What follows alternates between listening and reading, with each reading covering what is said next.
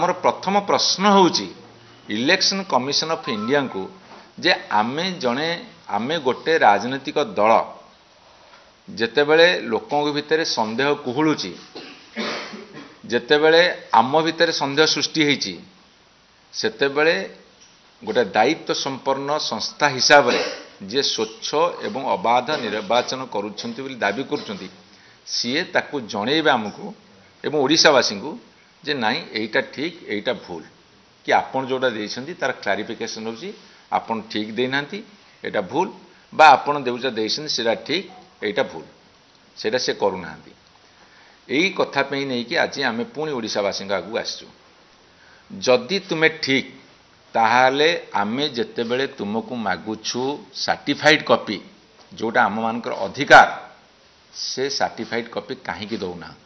को अदृश्य चापरे तमे चेपा हेच ए कथा तुमे जणिबा दरकार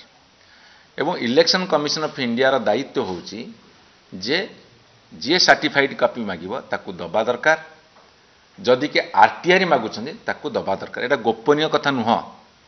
एटा गोपनीय कथा नुहे एटा दबा उचित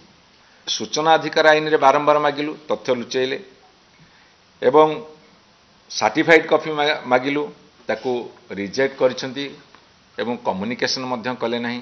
एइटे अछि को डेट रे मागिचु को डेट रे से हमको कम्युनिकेशन कले नहीं कि रिजेक्ट कले से तथ्य आपण मान को दबु आपण मान देखैबे।